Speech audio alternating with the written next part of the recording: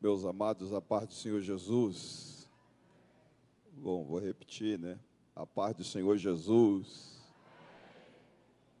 Quantos estão felizes nessa noite? Pode dizer glória a Deus? Diga aí para 3 pessoas assim, que bom que você veio. Glória a Deus. Um pouquinho mais de retorno aqui, meu nobre técnico. Quero louvar a Deus pela amizade, pela aliança de amizade com o pastor Márcio, pastora Marisângela. Eles são muito generosos, amáveis, né? Sempre receptivos à minha pessoa, me recebendo aqui nesse abençoado ministério, nessa abençoada igreja. E todas as vezes que aqui venho, sou profundamente abençoado. E eu estou muitíssimo feliz de estar aqui com os irmãos, revendo essa magnífica obra que pastor Márcio, pastora Marisângela tem feito nesse lugar, tem feito a diferença. E o nome do Senhor tem sido glorificado. Estou acompanhado do Igor, que é um companheiro aí que tem colocado o seu Uber à nossa disposição. E nós louvamos a Deus por esse jovem obreiro. Queria que você abrisse a sua Bíblia. Um pouquinho mais, querido. Eu estou falando todo dia e eu preciso escutar aqui a minha voz para não gritar no ouvido dos irmãos aí. Abra sua Bíblia comigo no Salmo 126. Salmos 126. Se você puder ficar em pé para a gente ler esse salmo bíblico, fico grato. Salmo 126, quantos estão comigo? Pode dizer amém? Diz assim: quando o Senhor trouxe do exílio os que voltaram a Sião, estavam como que sonham. Nossa boca se encheu de riso, a nossa língua de cânticos de alegria. Então se dizia entre as nações: grandes coisas fez o Senhor a estes. Grandes coisas fez o Senhor por nós, por isso estamos alegres. Restaura a nossa sorte, ó Senhor, como as correntes do Neguebe. Os que semeiam com lágrimas cegarão com cântico de alegria. Aquele que leva a preciosa semente, andando, chorando, voltará com cânticos de alegria, trazendo consigo os seus molhos. Antes de você sentar, leia comigo o verso 4. Você pode fazer essa oração comigo bem forte, bem alto. Verso 4, vamos lá. Restaura a nossa sorte, como as correntes do Neguebe. Diga para alguém que está do seu lado assim: 2020. Não, grita mais alto, é profético. 2020 é o ano da restauração da nossa sorte. Quem acredita nisso, diga glória a Deus. Glória a Deus. Toma o seu assento, meu nobre irmão, minha nobre irmã.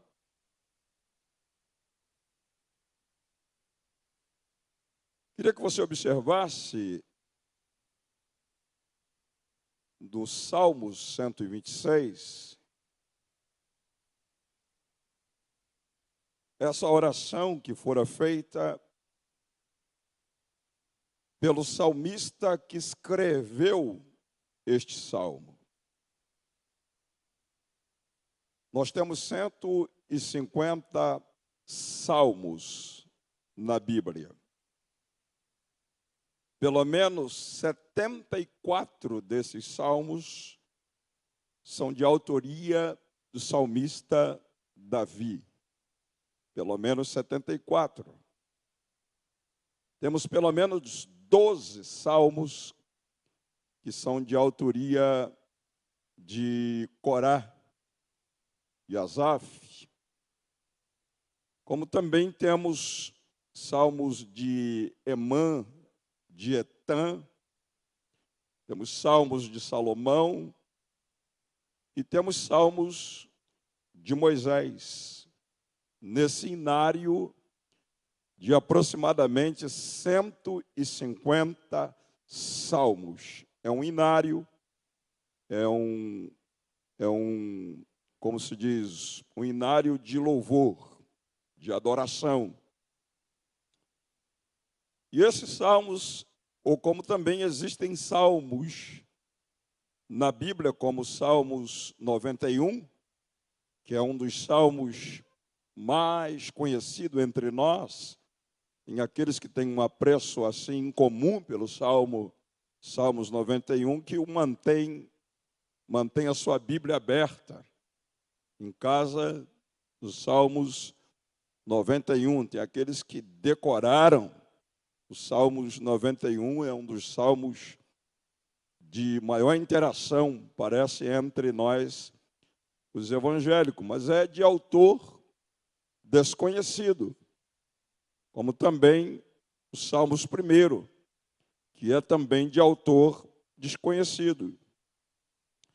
E estes salmos que nós acabamos de ler, ele retrata um período de tempo que o povo de Israel, em especial a nação de Judá, ficou cativos na Babilônia por um período de aproximadamente 70 anos. Quantos anos eu disse? 70 anos eles ficaram exilados, ficaram cativos no cativeiro. E, de fato, esse exílio, esse cativeiro de 70 anos, é reputado pelos judeus, pelos hebreus, como um opróbrio para eles. É reputado como uma marca infamante. É reputado como algo que mexeu com a autoestima deles, mexeu com a autoimagem deles, mexeu com o senso de valorização deles, porque eles estavam debaixo de uma promessa da parte de Deus, que havia elegido a nação de Israel como nação eleita, ou seja, dentre as nações existentes, Deus achou graças nos olhos de Israel e selecionou Israel para ser uma nação que o representasse na terra. E Deus instituiu uma regra, dizendo: ouve Israel, o Senhor vosso Deus é o único Deus. Só a eles vocês darão glória, só a eles vocês darão louvor, só a eles vocês darão adoração. Ou seja, ele não reparte a glória dele com absolutamente ninguém. Ou seja, ele é exclusivista. As outras nações são nações politeístas, que adoram a vários deuses. Mas como eu estou elegendo Israel para ser a menina dos meus olhos, eu estou definindo que a adoração será exclusivamente para mim. E para isso eu estabeleço uma regra. E já grito em bom e alto som no vosso ouvido, dizendo: ouve Israel, o Senhor vosso Deus é o único Deus, só a Ele prestarás cultos, só a Ele adorarás, só a Ele louvarás, só a Ele dignificará e exaltará-lo, de maneira que Ele é exclusivo, Ele não reparte a sua glória com absolutamente nenhum outro Deus. E nesse aspecto, se vocês preservarem esse compromisso comigo, eu estou aliançado com vocês. Vocês estarão aliançados comigo. E nessa aliança eu faço um compromisso de abençoá-los de uma forma atípica, de uma forma sui generis, de uma forma singular, ímpar. Nenhuma outra nação, embaixo desses céus, em cima dessa terra, terá a minha bênção, como vocês, por manter a aliança de que eu seja o vosso único Deus. Sendo o vosso único Deus, vocês nunca estarão embaixo. Vocês sempre estarão em cima. Sendo eu o vosso único Deus, vocês não serão cauda, serão cabeça. Sendo eu o vosso único Deus, eu vou vos abençoar no campo, vou vos abençoar na cidade, vou abençoar o fruto do vosso ventre, vou abençoar o fruto do ventre dos vossos animais. Vocês terão recurso, sobejo, independente do tamanho de vocês geograficamente, porque Israel é uma nação pequena, geograficamente, do tamanho do estado do Sergipe, um dos menores estados do Brasil, tem 250 quilômetros quadrados. Independente de geograficamente o tamanho que vocês são, independente de demograficamente o número que vocês são, vocês estarão em cima, não embaixo, vocês não serão cauda, serão cabeça, e vocês terão recurso sobejo para emprestar a muita gente, e obviamente que vocês não vão precisar pedir emprestado a ninguém, vocês nunca vão ficar com pires na porta de ninguém, pedindo favor a ninguém, porque eu tenho um compromisso de vos abençoá-lo, mas o compromisso de vocês é que eu seja o vosso único Deus e eu não abro mão disso. Então eles estavam debaixo, sob a égide desta bênção. Só que eles contrariaram, quebraram a aliança com Deus, e ao quebrar a aliança com Deus, eles foram levados cativos para a Babilônia, foram levados para o exílio babilônico por falta de compromisso com princípios que Deus houvera estabelecido com eles. Deus disse, vocês serão abençoados no campo, serão abençoados na cidade. Mas acontece que eu tenho um compromisso com o ano sabático. Ou seja, a terra vai trabalhar, vocês vão cultivar a terra ao longo de 6 anos, mas no 7º ano, vocês não vão cultivar a terra. Vocês vão deixar a terra descansar no 7º ano e vocês terão esse compromisso comigo. Só que a ambição do povo levou eles a quebrar essa regra, quebrar esse princípio. E eles, em vez de trabalharem 6 anos e deixarem a terra descansar no 7º, eles comeram os anos sabáticos. O 7º ano, eles trabalharam.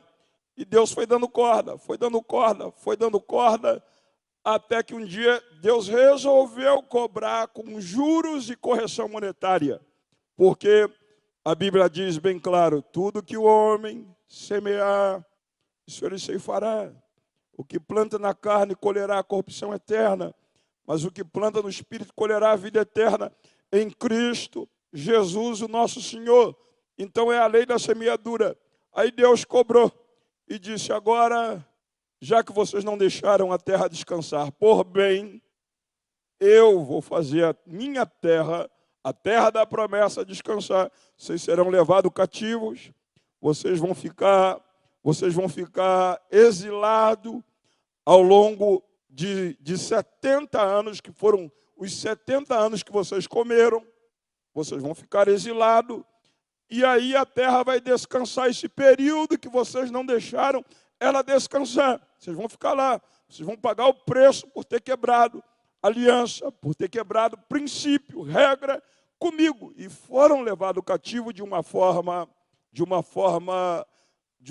abrupta, de uma forma grotesca, de uma forma violentíssima, pois Jerusalém é chamada cidade do grande rei. Jerusalém era onde estava o suntuoso templo construído por Salomão. Jerusalém era o centro da adoração, onde estavam os levitas, onde estavam os sacerdotes, onde estavam os profetas, onde estavam os escribas, que eram os intérpretes da lei, os eruditos sábios dos judeus que ensinavam a palavra. Jerusalém era o orgulho de um judeu. Jerusalém era o orgulho da nação, a Jerusalém. Se vocês, por exemplo, que estão aqui nessa noite, têm orgulho desse templo, porque é um templo bonito, é um templo aconchegante, o pastor, junto com a sua equipe, teve muitíssimo bom gosto para a construção desse prédio e traz comodidade, é um lugar onde a gente sente a presença de Deus todas as quartas, todos os domingos. Aqui são ministrada a palavra de Deus e muita gente é abençoada nos cultos aqui neste templo. Você imagina que as pessoas se deslocavam propriamente de todas as cidades circunvizinhas de Jerusalém para irem ao templo em Jerusalém para cultuar. Você imagina que coisa tremenda? Todas as cidades circunvizinhas se deslocavam. O centro da adoração em Israel era Jerusalém. E o templo, se esse templo aqui era bonito, vocês não têm noção do templo que Salomão construiu. Era um templo todo de ouro. Todo. Eu estou falando que o templo era todo de ouro. Todos os utensílios do templo eram de ouro. Tá? Os umbrais das portas, tudo não era folheado, tudo de ouro. Era uma coisa espantosa, uma beleza descomunal, indescritível, a beleza do templo em Jerusalém. E o judeu tinha um orgulho incomum em relação ao templo. Quando Deus aplica juízo sobre a nação, Deus toma um rei babilônico chamado Nabucodonosor e o leva a invadir Jerusalém. E o rei Nabucodonosor não teve nenhuma piedade, não teve nenhuma misericórdia. Ele entra em Jerusalém, dá uma olhadinha na sua Bíblia aí, no livro de 2 Crônicas, só para você ter uma noção do que eu estou dizendo, tá? Só para você ter uma noção, para você entender o pano de fundo destes salmos. Você vai ver que isso aconteceu no ano de 586 antes de Cristo. O cativeiro começa no ano 586 antes de Cristo. E aí você vai perceber que Jerusalém ela é invadida pelo rei Nabucodonosor. E olha o que ele faz. Capítulo 36 do livro de 2 Crônicas, verso número 6, diz assim: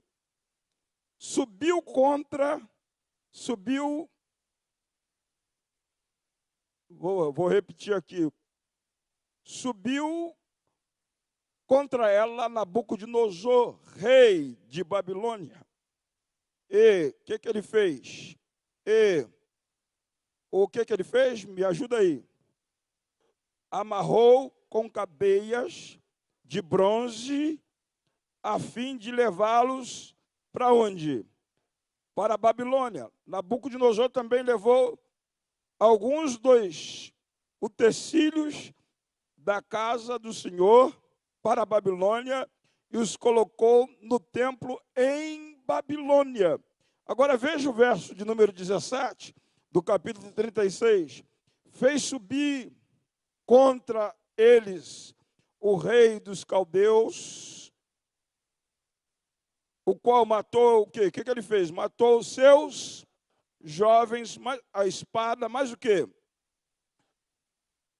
No seu santuário, não teve piedade nem dos jovens, nem das donzelas, nem dos velhos, nem dos decrépitos. Deus entregou todos na mão de Nabucodonosor. Todos, agora aqui está um detalhe, no verso de número 18. Todos os utensílios da casa de Deus, grandes e pequenos, tesouro da casa do Senhor, os tesouros do rei e dos seus príncipes, levou para a Babilônia. Verso 19, o que ele fez mais? Queimaram a casa do Senhor e derrubaram os muros de Jerusalém, todos os seus palácios queimaram a fogo e destruíram todos os seus objetos preciosos. Você imagina que catástrofe? Você imagina que turbulência, que coisa horripilante, que coisa angustiante, que coisa depreciativa. Você imagina que o orgulho espiritual da nação é, na verdade, atingido no seu coração.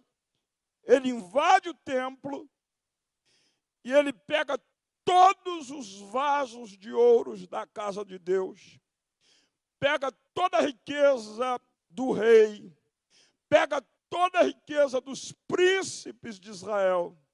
Ele mata os jovens, não poupa donzelas.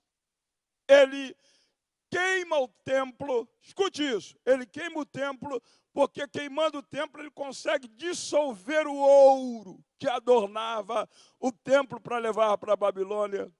Ele mexe no coração do orgulho da nação de Israel, de maneira que agora ele pega, coloca todo mundo algemado, numa linguagem mais contextual, coloca todo mundo algemado, coloca corrente nas pernas, nas pernas dos cativos, e agora eles vão fazer, olha, para você ter uma noção, vão fazer da Babilônia até, ou seja, de Jerusalém, até a Babilônia, uma base de 1.000 a 1.500 quilômetros.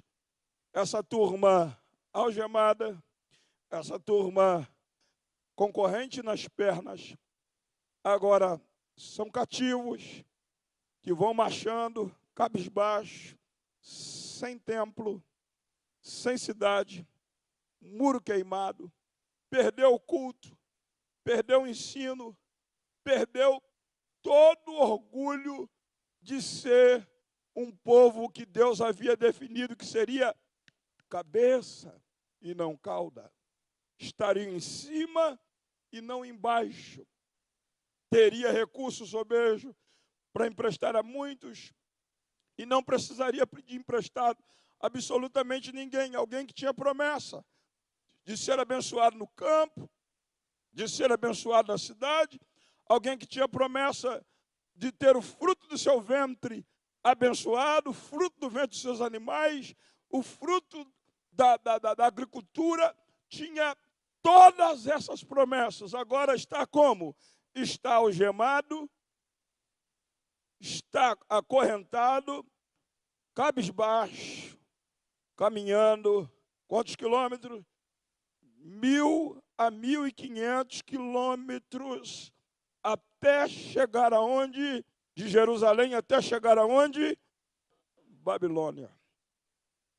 E quando eles chegam lá, eles chegam falidos, eles chegam achatados, eles chegam arrasados, eles chegam ridicularizados, eles chegam com a autoestima no chão, com a autoimagem no chão, com senso de valorização ridicularizada. E a autoestima deles, você vai ver no Salmo 137, abre a sua Bíblia, no Salmo 137, para você dar uma olhadinha como é que estava o estado emocional dessa gente quando entra na Babilônia. Olha como é que estava o estado emocional dos hebreus, dos judeus, quando chegam na Babilônia, Salmo 137, diz assim: junto aos rios de Babilônia, o que eles fizeram?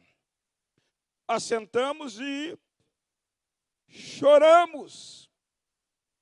Assentamos e choramos porque estavam fazendo o quê? Lembrando de quê? Lembrando de Sião. A palavra Sião está relacionada com Monte Sião, aonde Jerusalém está. Então, em vez de estar escrito aí, lembrando de Jerusalém, está lembrando de Sião. E o verso 2 diz aqui o estado deles, diz assim: no salgueiro, que há no meio dela, penduramos nossas harpas. E aí o verso 3 diz: pois aqueles que nos levaram cativos nos pediam canções, e os que nos atormentavam, que os alegrássemos, dizendo: cantai-nos um cântico de Sião. Mas como entoaremos o cântico do Senhor em terras estranhas? Respondiam eles: se eu me esquecer de ti, ó Jerusalém, esqueça-se a minha destra da sua destreza. Apegue-se minha língua ao paladar, se não me lembrar de ti, se não proferir Jerusalém a minha maior alegria. Então, olha só, eles chegam e eles sentam junto ao rio de Babilônia.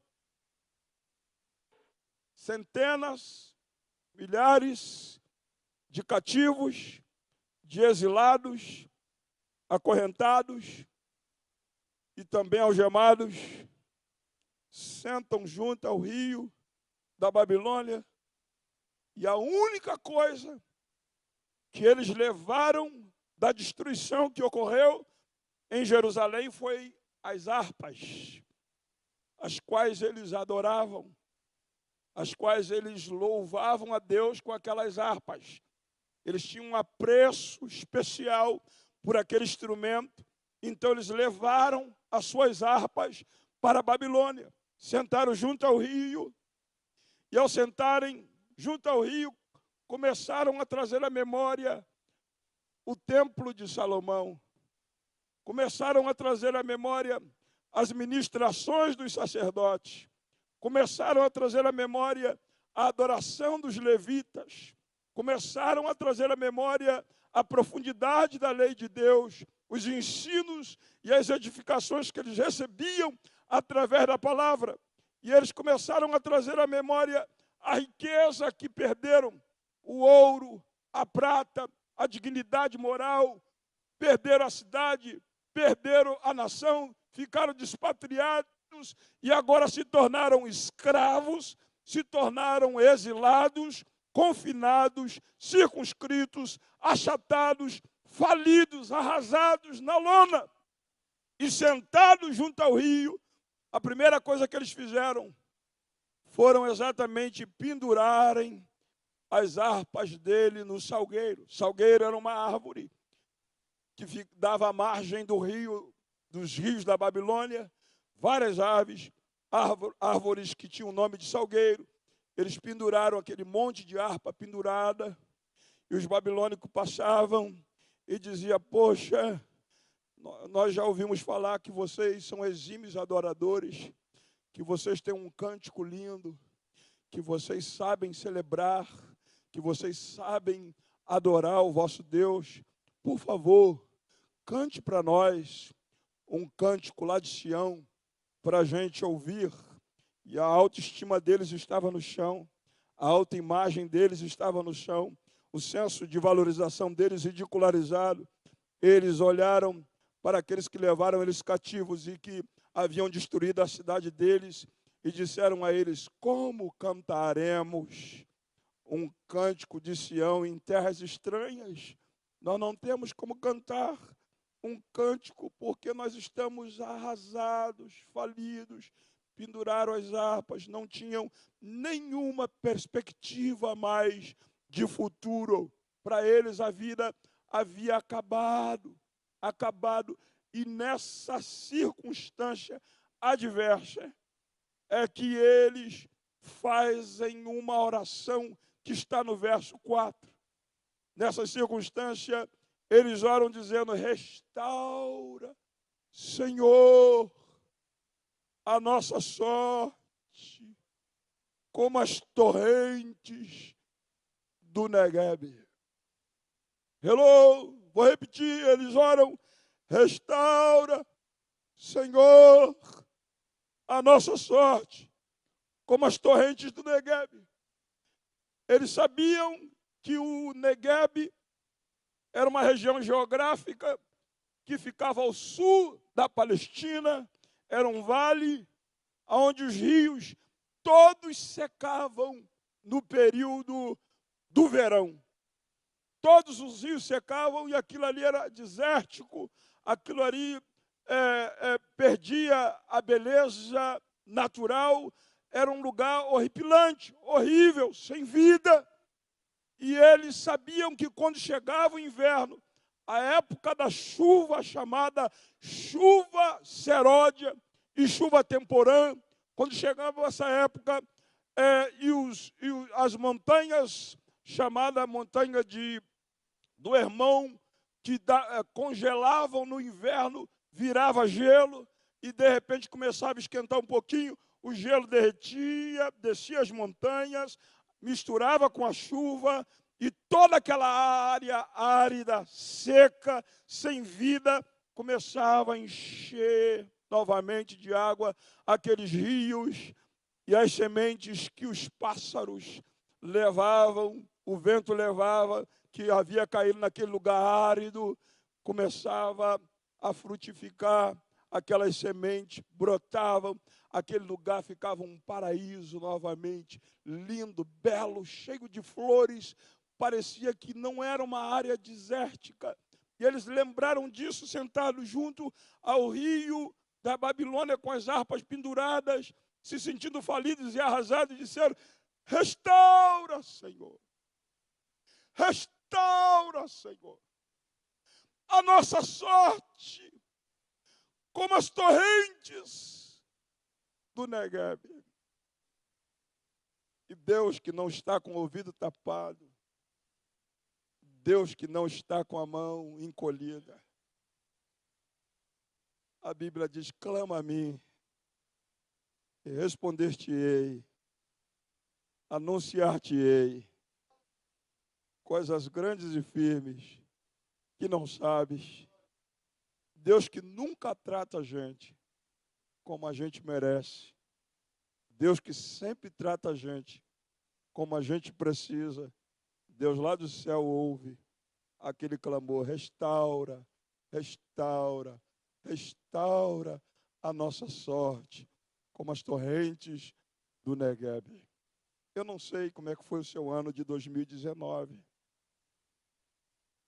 Eu só sei que, para mim, foi um ano difícil.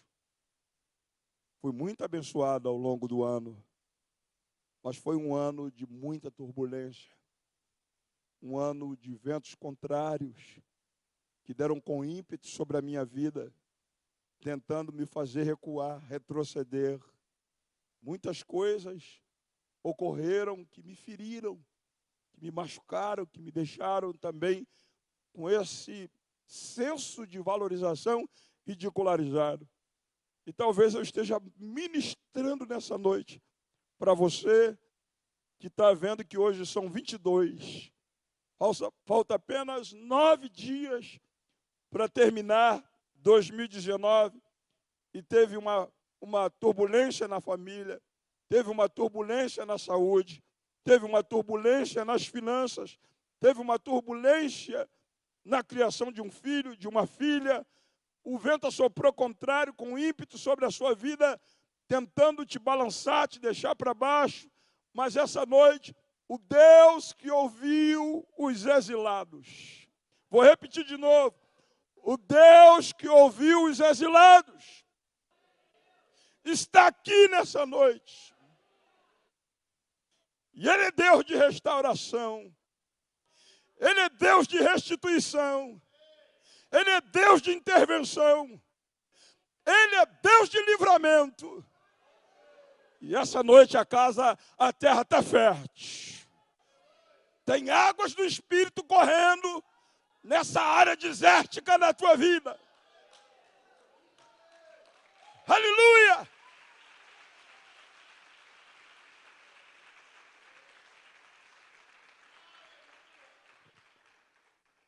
E isso é sinal que o teu 2020 será um ano que Deus haverá de restaurar a sua sorte. E o Salmo 126, volta lá comigo, só para você ver que depois desse estado de falência, o salmista diz no Salmo, no verso 4, ele diz, ele faz essa oração, restaura a nossa sorte, Senhor, como as torrentes do Negueb. Aí ele fala uma coisa que eu queria chamar a sua atenção. Ele diz assim, aquele que leva a preciosa semente. Olha aqui, número 1. Andando, mas o quê? Chorando. O que ele diz? Voltará. Com cânticos de alegria, trazendo consigo os molhos. Deixa eu te falar. Não basta eu e você só dobrar os joelhos e orar, dizendo, Deus, restaura a minha sorte como as torrentes do Negueb. Quando a gente está em circunstâncias semelhantes a dos judeus que foram levados cativos para a Babilônia, foram levados para o exílio, de perdas, circunstâncias adversas, contratempos, reveses, que assopram com ímpeto sobre a nossa vida, nós temos uma tendência de se entregar. Nós temos uma tendência de se acomodar. Nós temos uma tendência de aceitar que aquelas circunstâncias definam o nosso destino. Mas o que é lindo é que ele faz a oração dizendo, restaura, Senhor, a nossa sorte como as correntes do Negueb. Aí ele diz, primeiro, que para acontecer a restauração, você tem que criar o hábito de semear. Você não escutou o que eu falei? Eu vou repetir. Ele disse, os que semeiam. Vou repetir, os que semeiam. E não é semeia quando o vento, quando tudo está indo de vento em polpa. Não, ele está dizendo os que semeiam como? Com lágrimas. Vendo o estado do Negueb. O estado do Negueb é árido, é feio, não tem chuva, perspectiva de futuro. Mas ele diz, Senhor, esporadicamente, o Senhor faz descer água do Monte Hermon, o Senhor manda chuva, e essa aparência feia do Negueb, ela se altera, e isso vira um lugar lindo e belo, formoso, cheio de vida. Senhor, a minha vida perdeu sentido diante de todas as circunstâncias que assopraram contrário à minha vida. Mas restaura a minha sorte como as correntes do Negueb. porque eu não vou ficar parado. Eu vou semear nessa terra árida, que não tem perspectiva de futuro. Mas eu semeio, porque a tua palavra diz: um planta, outro rega, e é tu quem dá o crescimento.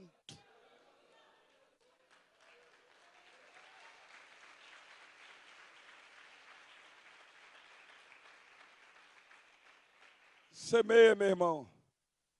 Planta aonde há desesperança. Semeia, minha irmã. Planta aonde ninguém acredita no teu potencial. Semeia, meu irmão. Planta e acredite que Deus dará o crescimento. Porque a promessa é: o que semeia com lágrima. Hello? O que semeia como? Com lágrimas. O que diz o texto? Os que semeiam com lágrimas. Mas tem mais um processo. Semeiam. Os que semeiam com lágrimas cegarão com cânticos de júbilo, alegria. Aí vem aquele que leva a preciosa semente, parado, inerte, alienado, achatado, circunscrito, confinado. O que leva a preciosa semente como? Hello? Como? Levanta, meu irmão. Levanta, minha irmã. Erga essa cabeça. Creia que Deus tem algo novo para você em 2020. Andando, mesmo andando e chorando, o que vai acontecer? Voltará com cânticos de alegria, trazendo consigo hoje, feixes ou molhos. E eu termino dizendo, escute isso. Eu vou terminar dizendo, como é que eles foram? Hello? Escuta aqui. Como é que eles foram? Aqui. Algemado. Mais o quê? Acorrentados. Quantos quilômetros? 1.000 a 1.500 quilômetros. Cabeça para cima ou cabisbaixo? Cabisbaixo. Se sentindo ridicularizados, falidos e arrasados. Mas a promessa é: quem leva a preciosa semente, chorando, voltará como? Voltará trazendo consigo os molhos, voltará trazendo consigo cântico de alegria. Como é que eles foram? Algemados, acorrentados, cabisbaixos. Sentaram tristes, penduraram as harpas, mas Deus um dia se inclinou no parapeito da eternidade. Ouviu ele dizer: restaura, Senhor, a nossa sorte, como as torrentes do Negueb. Deus estende a mão, escute, e fazem eles caírem na graça do rei Ciro, do rei Artaxerxes e do rei Dário. 3 reis. E sabe o que o rei Ciro ordenou? Ordenou lá, depois que conquistou a Babilônia, ele diz assim: vai nos templos de Babilônia, pega todos os vasos de ouro, todos os vasos de prata, todas as peças preciosas, todos os utensílios que foram tirados do templo de Jerusalém. Entrega para os exilados. Você não está entendendo? Eu vou repetir. Entrega aos exilados. Deus faz Esdras cair na graça do rei. E o rei diz: ô Esdras, vai em todas as províncias da Babilônia e pede ouro, prata, e os sacerdotes de todas as províncias vão dar dinheiro para vocês. Vocês vão comprar novilhos, vão comprar ovelhas, vão comprar carneiros. Vocês vão voltar para a pátria de vocês, restituído em tudo que vocês perderam.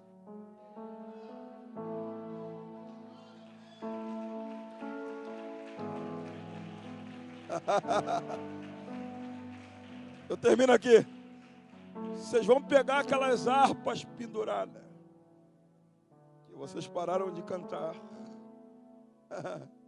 E aí o salmista que escreveu o Salmo 126 foi Esdras. E ele estava entre os exilados. Aí ele diz no Salmo, no verso 1, quando o Senhor trouxe do exílio, os que voltaram a Sião estavam como hoje. Não escutei, como hoje. Como hoje.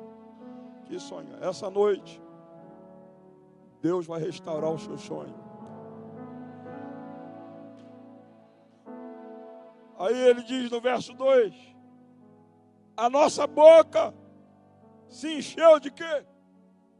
Não escutei, se encheu de quê? Riso. A nossa língua de quê? Cântico. Até então as harpas estão penduradas. Canta-nos um cântico de Sião. Não podemos cantar em terras estranhas. Então Deus restaura a sorte deles como as torrentes de Negueb e volta a Jerusalém com a boca cheia de cântico.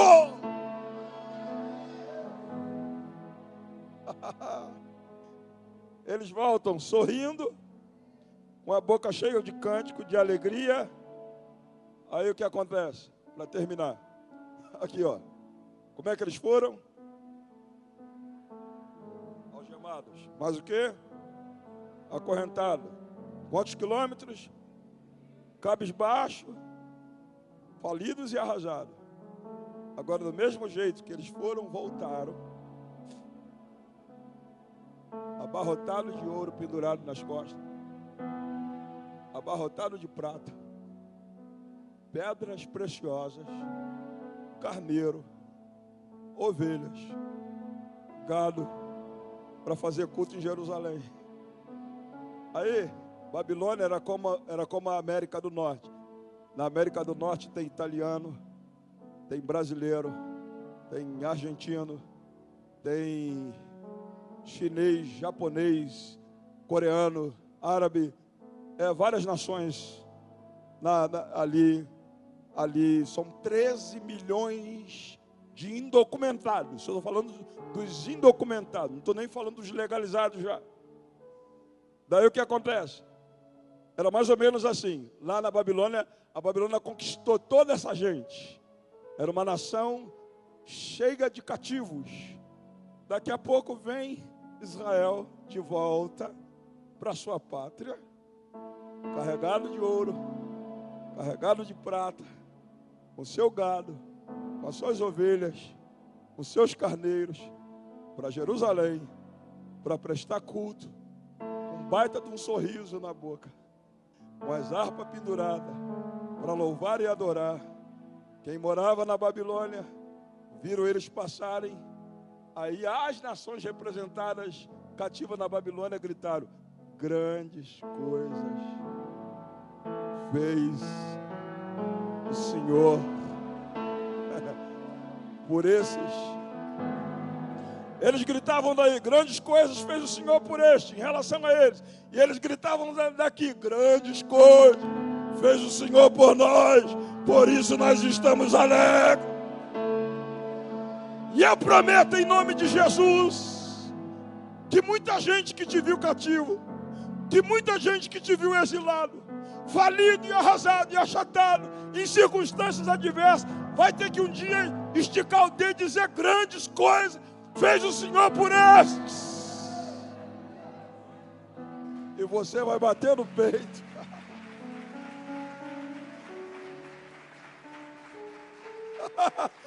Você vai bater no peito: grandes coisas fez o Senhor por nós. Por isso nós estamos alegres. Quem pode levantar a mão e soltar um brado de glória? Se você crê num 2020, com a tua sorte absolutamente restaurada em todas as áreas, eu queria orar essa oração. Restaura, Senhor, a nossa sorte, como as correntes do Negueb. E eu queria que você ficasse de pé. Porque não existe nenhum de nós aqui, deixa eu te falar um segredo. Não existe nenhum de nós aqui que não tem uma pedrinha no sapato.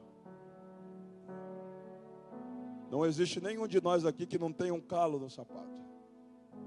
Não existe nenhum de nós aqui que não tem alguma coisa que virou um calcanhar de Aquiles para a gente, machucando e tentando nos ferir no dia a dia. Se você acredita que Deus pode restaurar alguma área da sua vida nessa noite, vem aqui no pé do altar. Eu quero orar junto com você. Senhor, restaura a nossa sorte como as correntes do Negueb nessa noite. Sai do seu lugar se você crê que 2020 será um ano atípico na sua vida, um ano distinto, um ano que Deus vai mudar muita coisa na história da sua família, na história da sua saúde, na história do seu casamento, na história das suas finanças. Sai do seu lugar, vem aqui na frente. Eu não estou te oferecendo nada ruim, estou te oferecendo coisa boa da parte de Deus.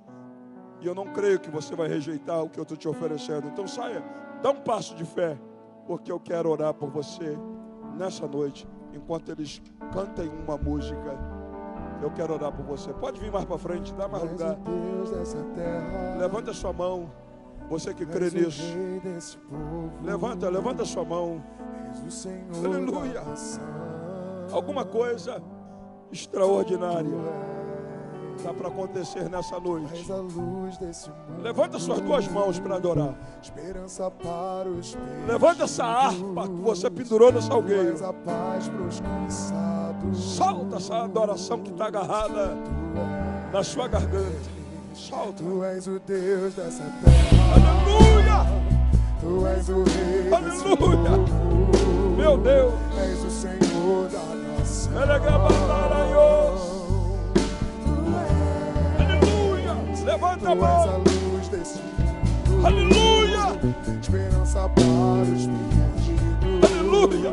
Tu és a paz para os cansados. Abre a boca e adora se você crê. Aleluia.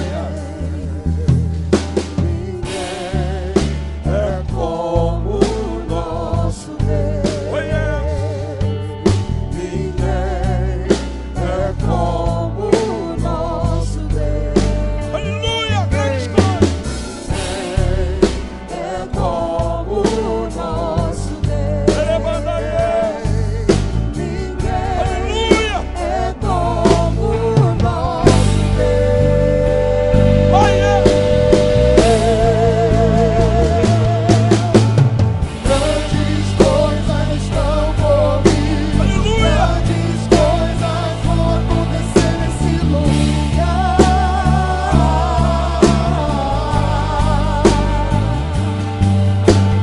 Grandes coisas estão por vir. Grandes coisas vão acontecer nesse lugar.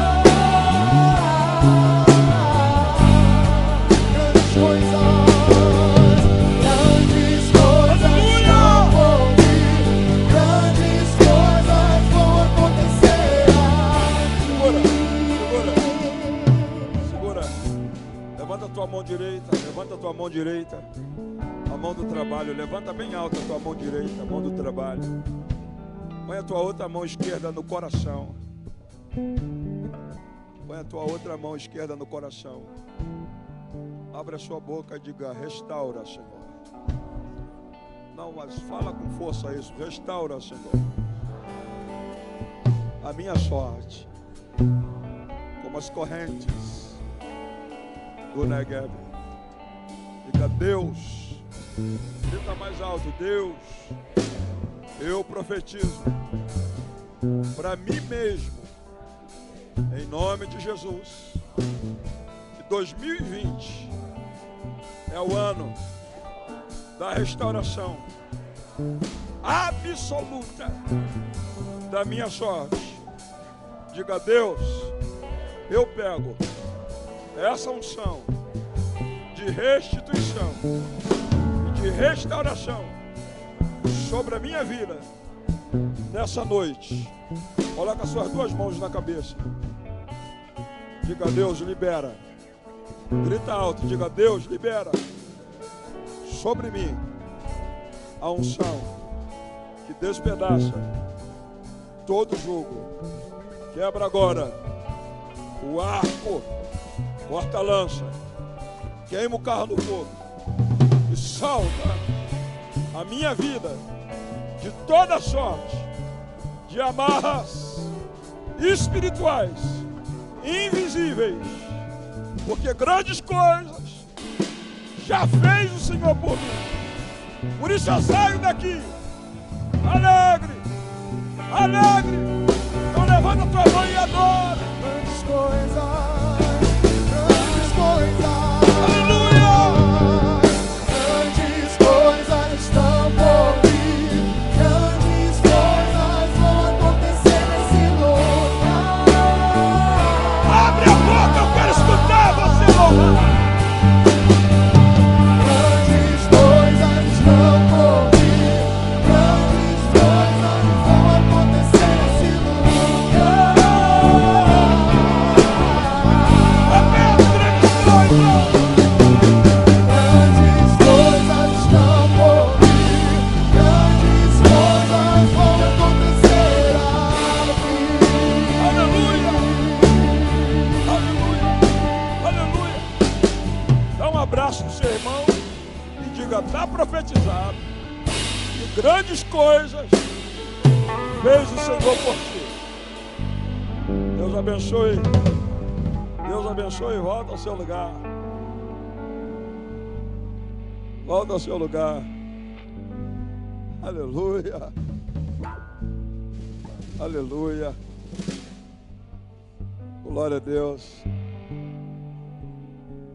Volta ao seu lugar. Já vou passar o microfone ao meu nobre e digníssimo pastor. Daqui já vou passar para ele já. Mas eu queria saber se tem entre nós alguma pessoa que está afastada da casa de Deus. Alguma pessoa que entendeu que precisa resgatar sua aliança com Deus.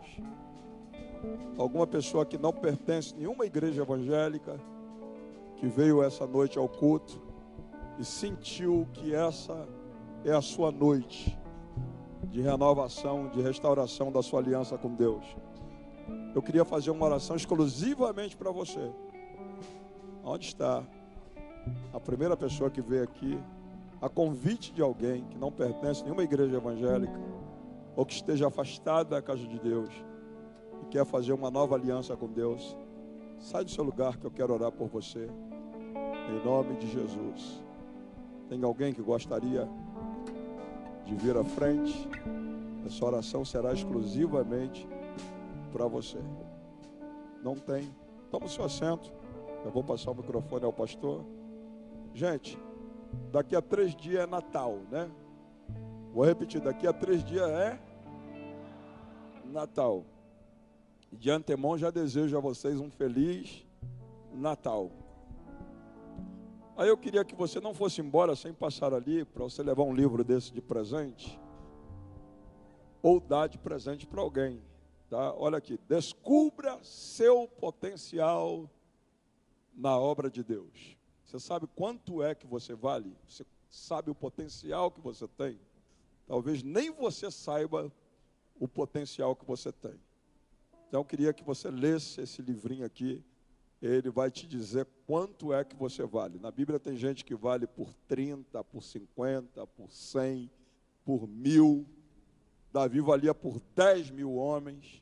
Você precisa saber quanto é que você vale. Você tem um potencial que nem você sabe que tem.